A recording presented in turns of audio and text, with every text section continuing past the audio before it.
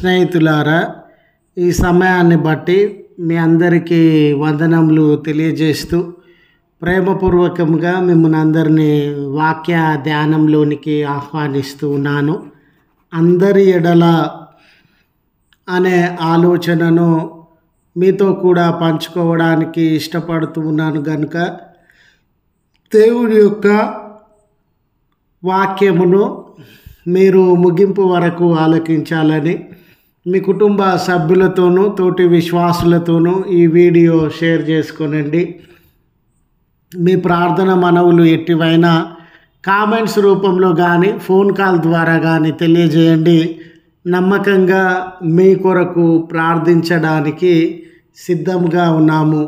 ఈ వీడియో మీ ఆధ్యాత్మిక జీవితంలో ఉపయోగకరంగా ఉంది అని మీకు అనిపిస్తే దయచేసి ఈ ఛానల్ను సబ్స్క్రైబ్ చేసుకొనవలసినదిగా మనవి చేస్తూ ఉన్నాను. లేఖనము రోమా పత్రిక 10వ అధ్యాయము 12వ వచనము, ప్రార్థన చేయు వారందరి ఎడల కృపా చూపుటకు ఐశ్వర్యవంతుడై ఉన్నాడు. స్నేహితులారా, మనం అవసరతలో ఉన్నప్పుడు, ఆపదలో ఉన్నప్పుడు సహాయము చేయమని, విడుదల అందించుమని, ఇతరులను సహాయం అడిగేటటువంటి వారంగా, మనవి చేసుకునేటటువంటి వారంగా ఉంటాం.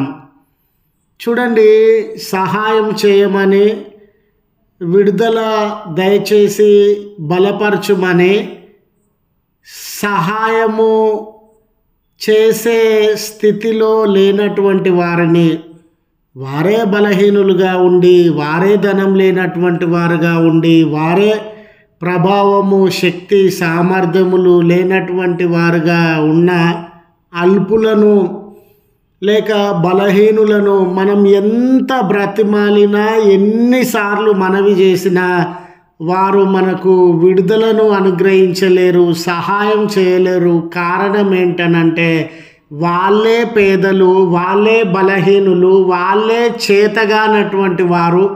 అలాంటి తరుణంలో మనకు ఏ రీతిగా సహాయం చేయగలరండి? వాళ్ళకు ఎంత మనవి చేసినా కూడా ప్రయోజనము లేదు. ఇది మొదటి రకం అండి. రెండవ రకాన్ని మనము ఆలోచించినప్పుడు, వారు అన్నీ కలిగినటువంటి వారుగా ఉంటారు. ధనం వారి దగ్గర ఉంటుంది, అధికారం వారి దగ్గర ఉంటుంది, మరి సమయం వారికి ఉంటుంది, శక్తి, సామర్థ్యాలు అన్నీ వాళ్ళ చేతిలో ఉంటవి. కానీ సహాయము చేసేటటువంటి గుణము, పంచుకునేటటువంటి గుణము, ఇతరుల కన్నీళ్లను చూడగలిగినటువంటి గుణము, ఇతరుల బాధలలో సహాయం అందించగలిగినటువంటి గుణము వారికి ఉండదు. కాబట్టి అటువంటి వాళ్ళను ఎంత బ్రతిమాలినా కూడా ఏ రకమైన ప్రయోజనము ఉండదు. మూడో రకానికి సంబంధించిన గుంపును మనం గమనించినట్లయితే, వాళ్ళు సకలాన్ని కలిగి ఉంటారండి. ధనము, శక్తి, సామర్థ్యాలు, అధికారము అన్నీ కలిగి ఉంటారు. కానీ వాళ్ళకి క్యాస్ట్ ఫీలింగ్ ఉంటుందండి. నా కులం వాళ్ళకే సహాయం చేస్తా, వేరే కులాల వారికి సహాయం చేయను. నా మతం వాళ్ళకే సహాయం చేస్తా, వేరే మతం వాళ్ళకి సహాయం చేయను. నా జాతి వాళ్ళకే, నా భాష వాళ్ళకే, నా ప్రాంతం వాళ్ళకే నేను సహాయం చేస్తాను, ఇతరులకు చేయను అనే ఆ ఫీలింగ్, తారతమ్యము చూపించగలిగిన పక్షపాతంతో కూడిన దుర్బుద్ధి వాళ్ళ జీవితాలలో ఉంటుంది. కనుక వాళ్ళకు కూడా మనం ఎన్నిసార్లు మనవి చేసినా ఏ రకమైన ప్రయోజనం ఉండదు. ఈ మూడు గుంపులకు అతీతంగా, ఈ మూడు గుంపులకు వేరుగా స్నేహితులారా, యేసు ప్రభువు స్వభావాన్ని మనము అర్థము చేసుకొనగలము. ఆయన జాలి కలిగిన స్వభావం గలవాడు, ప్రేమ కలిగిన స్వభావం కలిగిన వాడు, సహాయము చేయగలిగినటువంటి వాడు, ఏ తారతమ్యము, భేదము లేనటువంటి వాడు. కనుక మనము ఆపదలో ఉన్నప్పుడు మనము బంధకాలలో ఉన్నప్పుడు, శ్రమలలో ఉన్నప్పుడు యేసు ప్రభుల వారికి మనవి చేసినట్లయితే ఖచ్చితంగా ఆయన మనకు సహాయాన్ని అందించగలిగినటువంటి వాడు. చూడండి, భూమి ఆకాశము దానిలో ఉన్న సమస్తము ఆయనవే. ఆయనలో ఏ కొదువ లేదండి. ఆయన బలహీనుడు కాదు, పేదవాడు కాదు. ఆయనలో ఏ కొదువ లేని సమృద్ధి కలిగినటువంటి వాడు కనుక తన సమృద్ధిలో నుండి నీకు అందించగలిగిన శక్తి ఆయనలో ఉంది, సామర్థ్యం ఆయనలో ఉంది, బలము ఆయనలో ఉంది, అధికారం ఆయనలో ఉంది. అనారోగ్యం మీద అధికారము, సాతాను బంధకాల మీద అధికారము, చీకటి శక్తుల మీద అధికారము, సర్వము మీద ఆయన అధికారం కలిగినటువంటి వాడుగా ఉన్నాడు. నాకు అసాధ్యమైనది ఏమైనా ఉన్నదా?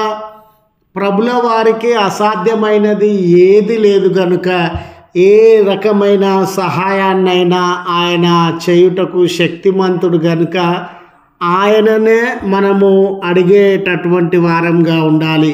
ఆయనకు సమస్తము సాధ్యం కనుక ఆయనకే మనము మొర్రపెట్టేటటువంటి వారంగా ఉండాలి. అంత మాత్రమేనా, మానవ జీవితం అనేది పాపముతో, శాపముతో, మరణముతో, బంధకాల మధ్య నలిగిపోతూ ఉన్నప్పుడు స్నేహితులారా, కలువరి సిలువలో ఆయన రక్తాన్ని ధారపోసి మరణాన్ని జయించి మరణము నుండి తిరిగి లేచినటువంటి రక్షకుడు.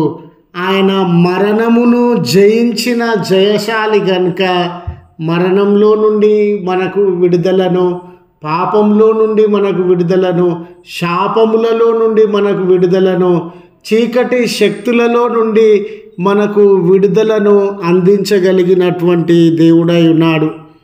చూడండి, అంత మాత్రమే కాదు స్నేహితులారా, ఆయనకి కులము అన్న ఫీలింగ్ లేదు, మతము అన్న ఫీలింగ్ లేదు, ప్రాంతము అన్న ఫీలింగ్ లేదు, భాష వేషము అన్న ఫీలింగ్ లేదు. అందరినీ ఆయన సమానంగా ప్రేమించగలిగిన దేవుడు, అందరికీ ఆయన సమానంగా ఆదరించగలిగిన దేవుడు గనుక ఈరోజు స్నేహితుడా, స్నేహితురాల, నీ అవసరత ఉండినప్పుడు, నువ్వు బంధకాలలో ఉండినప్పుడు, నువ్వు శ్రమలలో ఉన్నప్పుడు ఎలాంటి వారికి మనవి చేస్తూ ఉన్నావు? వాళ్ళ బ్యాక్గ్రౌండ్ ఏంటి? వాళ్ళ ఎటువంటి గుణ స్వభావములు కలిగినటువంటి వారు? చూడండి, ప్రభుల వారైతే అందరినీ ఆదరించగలిగినడు, అన్ని సమస్యలకు చాలినటువంటి వాడు, అన్ని శక్తి సామర్థ్యములను కలిగినటువంటి వాడు. నీ పాపములో నుండి విడుదలను అనుగ్రహించడానికి తన శరీర రక్తములను నీ కొరకు ధారపోసినటువంటి వాడు. అలాంటి ప్రభుల వారిని నువ్వు మనవి చేసుకున్నట్లయితే నీకు సహాయం దొరుకుతుంది, నీకు విడుదల దొరుకుతుంది అనే సత్యాన్ని గుర్తు చేస్తూ ఈ మాటలను ముగిస్తూ ఉన్నాను. ప్రార్థించుదము. కృపగల తండ్రి, ప్రేమగల మా రక్షక, నీ పరిశుద్ధ ఉన్నతమైన నామమును బట్టి వందనాలు. మరొక నూతన దినాన్ని మా అందరినీ ప్రేమించి అనుగ్రహించినటువంటి దేవుడవయ్యా, నూతన కార్యాన్ని, నూతన ఆశీర్వాదాన్ని, నూతనమైన విజయాన్ని మా జీవితములలో అనుగ్రహించడానికి, గొప్ప కార్యాలను ఈ దినాన మా జీవితాలలో జరిగించనయున్న దేవుడవు, గొప్ప గొప్ప అవకాశములను మా జీవితాలలో అనుగ్రహించడానికి సిద్ధంగా ఉన్నటువంటి దేవుడవు. మీ మీద ఆధారపడి మీ కృపను నమ్ముకొని సమీపిస్తూ ఉన్నామయ్యా. మీరు సమృద్ధి కలిగిన వారు, ఇవ్వగలిగినటువంటి వారు, మీ శరీర రక్తములనే ధారపోసి మరణం పైన విజయాన్ని సాధించినటువంటి వారు. కులమని, జాతని, మతమని, ప్రాంతమని, వేష భాషలని ఏ ఫీలింగ్ లేకుండా ఎవరినైనా సరిచేసి ఎవరినైనా మీ హక్కున చేర్చుకొనగలిగినటువంటి వారు. ఇంత గొప్ప ఉన్నతమైన విలువలు, స్వభావము మరి ఎవ్వరిలో లేవని మిమ్మల్ని సమీపిస్తున్నటువంటి వేళ ఈ ప్రార్థనలో ఏకీభవించుచున్న నీ ప్రియ కుటుంబములను వ్యక్తులను మీరు జ్ఞాపకం చేసుకునమని, వారి మొరలను ఆలకించమని, వారి కొదువలను తీర్చమని, వారి కన్నీళ్లను తుడిచి భారములు, బంధకములు, అనారోగ్యములు, బలహీనతలలో నుండి విడుదలను అనుగ్రహించమని, ఆయా పరీక్షల కొరకు సిద్ధపడుతూ ఉన్నటువంటి బిడ్డలు, పరీక్షలు రాయిచు ఉన్నటువంటి బిడ్డలను మీ జ్ఞానంతో నింపి విజయాన్ని దయచేయమని, కష్టము నష్టము కలిగిన కుటుంబాలలో మీ ఆదరణను విస్తరింపజేయమని క్రీస్తు పేరట వేడుకొనుచు ఉన్నాము తండ్రి. ఆమెన్. తండ్రి, కుమార, పరిశుద్ధాత్మ త్రియేక దేవుని దీవెన మనకు తోడై ఉండి మనలను కాపాడునుగాక. ఆమెన్.